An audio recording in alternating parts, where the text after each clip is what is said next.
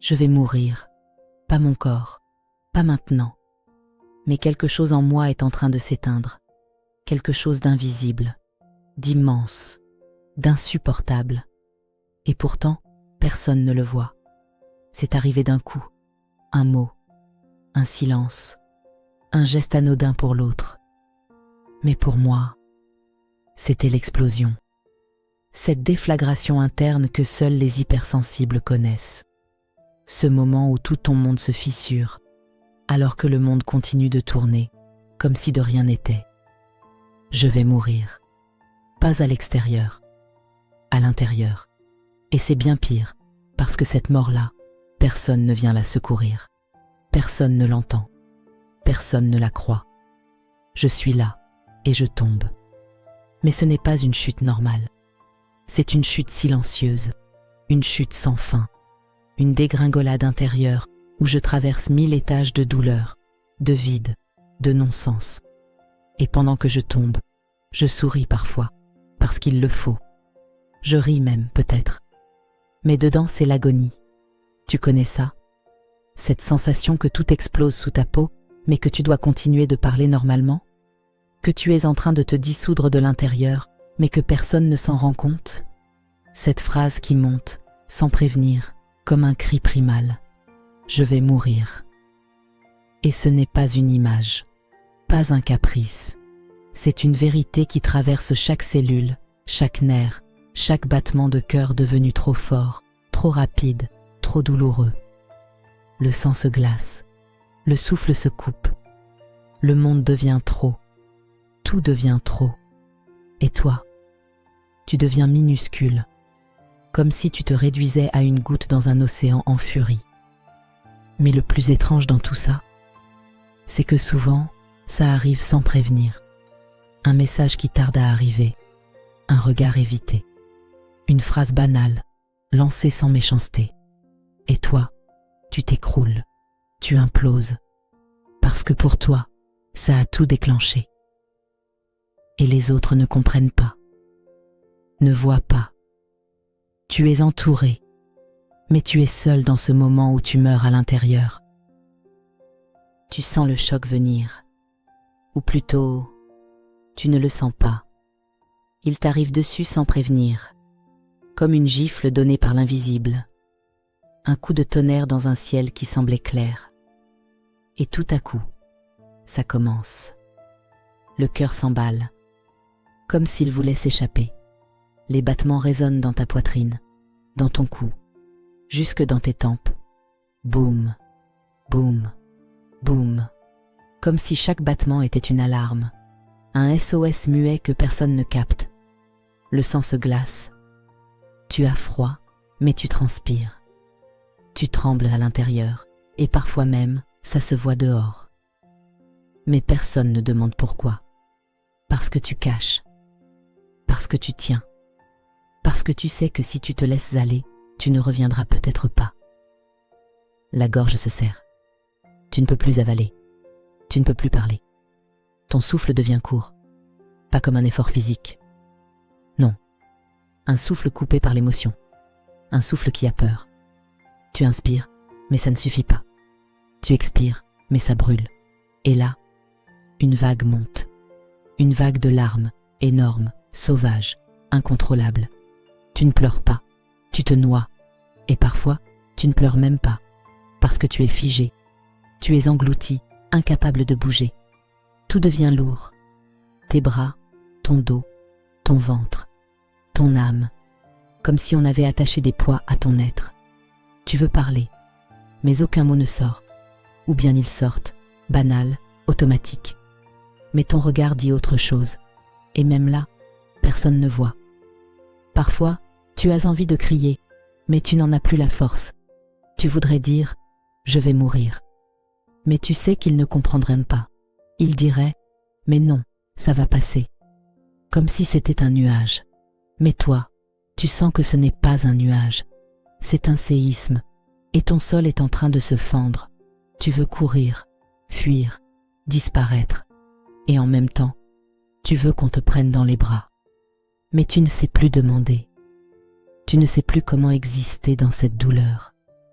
Et alors, tu restes là, présente ou présent, mais dissocié. Ton corps est là, mais ton âme flotte quelque part. Tu ne sais plus dans quel monde tu vis. Tu sais juste que tu tombes.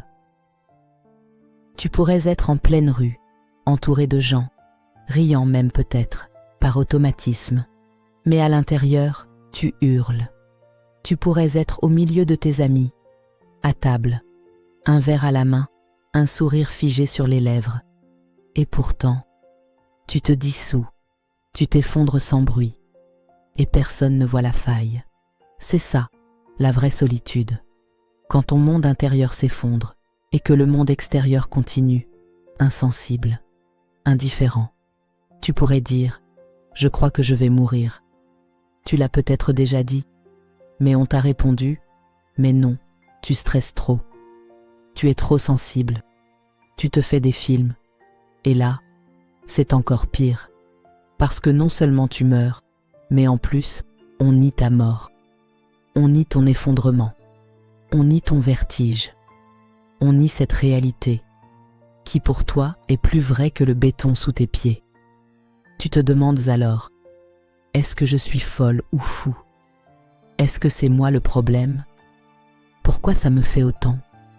Pourquoi ça me fait si mal? Pourquoi ça me chavire autant? Et tu te replies, encore, et encore, jusqu'à devenir transparente ou transparent, une vivante ou un vivant sans voix, une ou un hypersensible qui s'éteint à l'intérieur, en silence, sous les lumières des autres. Et c'est là que ça devient insupportable. Parce que tu n'as même plus la force de crier. Tu veux juste qu'on t'entende, sans avoir à te justifier. Qu'on te regarde, vraiment. Qu'on t'écoute, sans te corriger. Mais le monde ne sait pas. Le monde va vite. Le monde fuit l'intensité. Le monde ne veut pas voir. Et toi, tu ressens tout. Et tu crèves de cette intensité que personne ne prend au sérieux. Ce n'est pas une faiblesse. C'est une vérité qui brûle. Tu crois que tu es fragile. Tu crois que tu es trop sensible, trop intense, trop dramatique. Mais ce que tu vis, ce vertige, ce tremblement, ce feu intérieur, ce n'est pas une faiblesse. C'est une perception accrue de la réalité. Ce que les autres effleurent, toi tu l'absorbes. Ce qui glisse sur leur peau entre dans ta chair. Ce qui les effleure t'électrocute. Ce qu'ils nomment rien devient chez toi un tremblement de terre intérieure. Tu n'es pas malade. Tu es vivante ou vivant. Et ta sensibilité n'est pas un problème à régler. C'est une vérité à écouter. Car cette sensation de « je vais mourir » ne vient pas de nulle part. Elle est le cri d'un être qui ressent trop fort dans un monde qui ressent trop peu. Tu ressens parce que tu vois, parce que tu captes, parce que ton âme est nue, sans blindage. Tu entres dans une pièce et tu ressens l'atmosphère. Tu perçois le non-dit, le silence entre deux mots, la tension sous les sourires. Tu n'as pas une faiblesse, tu as une âme ouverte. Et dans ce monde, une âme ouverte saigne. Alors oui, ça fait mal. Oui, c'est violent. Oui, ça peut te terrasser. Mais ce que tu vis, ce n'est pas un effondrement sans sens, c'est une rencontre avec ta vérité.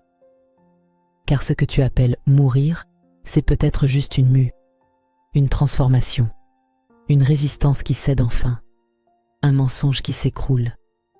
C'est ce moment où ton cœur dit « Je ne peux plus porter ce masque. Je ne peux plus faire semblant que ça ne me touche pas. Je ne peux plus me couper de ce que je ressens. » Et ce que tu vis, aussi dur soit-il, est peut-être le seul vrai chemin vers ce que tu es vraiment. Et si ce n'était pas la fin, mais le commencement? Et si ce « je vais mourir » n'était pas une fin, mais un passage, un portail invisible, un cri d'âme qui fend le silence pour enfin exister? Et si, à chaque fois que tu t'effondres, tu te rapprochais un peu plus de toi-même?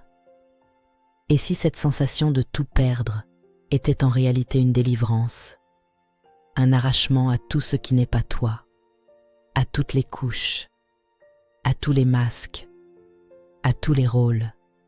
Tu ne meurs pas, tu reviens à cette part de toi que tu avais étouffée, tu reviens à cette vérité intérieure que tu avais camouflée pour survivre, tu reviens à ta sensibilité comme à un souffle sacré, tu reviens à ton cœur, ton vrai, celui qui bat trop fort, celui qui tremble pour un rien, celui qui aime, qui doute, qui espère et qui pleure sans se retenir. Peut-être que cette sensation de « je vais mourir » est en fait l'effondrement de tout ce qui te séparait de ton essence. Peut-être qu'elle vient te montrer où tu t'es trahi, où tu t'es éloigné, où tu t'es perdu pour plaire, pour être aimé, pour tenir debout dans un monde qui ne sait pas aimer les âmes profondes. Et là, dans ce choc, dans cette chute, dans cette douleur qui te coupe le souffle, quelque chose renaît, quelque chose d'invisible, quelque chose d'indomptable, quelque chose d'infini. Toi, pas la version adaptée, acceptable, décorative. Toi, brute, authentique, nuève, vivante ou vivant. Et cette naissance est chaotique, oui. Elle brûle, elle secoue, elle déracine, mais elle te ramène à la maison, à ta maison intérieure, là où l'amour ne dépend plus de l'extérieur, là où tu n'as plus à prouver, justifier, supplier, là où tu peux enfin respirer. Alors non, tu ne meurs pas, tu écloses, dans le vacarme, dans le vertige, dans l'intime de l'indicible. Tu te souviens que tu es un être sacré, et que ce monde a peut-être besoin, plus que jamais, de cette sensibilité que tu portes comme un fardeau, et qui est en réalité une offrande. Tu croyais que tu allais mourir, mais tu étais en train de renaître. Tu vois, cette phrase « je vais mourir » n'a jamais été une fin, c'était un appel du plus profond de toi, un SOS de ton être, pas pour fuir, mais pour revenir à ce qui est vrai, à ce qui est vivant, à ce que tu as toujours su, mais que tu avais enfoui sous les couches de « je dois être forte ou fort », « je dois être normale », « je dois tenir le coup ». Mais tu n'es pas né pour tenir, tu es né pour ressentir, pour vibrer, pour frémir dans ce monde anesthésié. Et ce vertige-là, ce moment où tu crois que tu vas sombrer, où ton souffle s'arrête, où ton cœur cogne à l'intérieur comme s'il voulait sortir de ta poitrine, ce n'est pas la fin. C'est la vérité qui frappe. C'est ton âme qui pousse de l'intérieur. C'est ton essence qui exige la lumière. Alors la prochaine fois que tu sentiras ce gouffre, ce frisson glaçant qui paralyse tout ton corps, ce poids qui semble vouloir t'éteindre de l'intérieur, souviens-toi, tu n'es pas en train de mourir. Tu es en train de devenir. Tu es en train de retrouver ta lumière dans la nuit, de libérer tes larmes comme des prières, de t'arracher à tout ce qui t'empêchait d'être libre. Et ça fait peur. Oui, c'est violent. Oui, c'est déroutant. Mais c'est aussi sacré. C'est un rite que seuls les êtres hypersensibles, les cœurs lucides, les âmes profondes traversent. Et si tu es là, c'est que tu en fais partie. Alors tiens-toi droit, même quand tu tombes à l'intérieur. Tiens-toi vivant, même quand tu n'en peux plus. Et surtout, n'aie pas honte de sentir, parce que ton cœur, aussi fragile soit-il, est une révolution. Si ce que tu viens d'entendre t'a touché en plein cœur, alors ne laisse pas ces mots mourir ici. Like, abonne-toi. Partage cette vidéo à quelqu'un qui a besoin de se sentir moins seul, à quelqu'un qui comprend ce vertige, ce cri, ce « je vais mourir ». Parce que ce qu'on vit en silence mérite d'être entendu. Et parfois, un simple partage peut sauver une âme.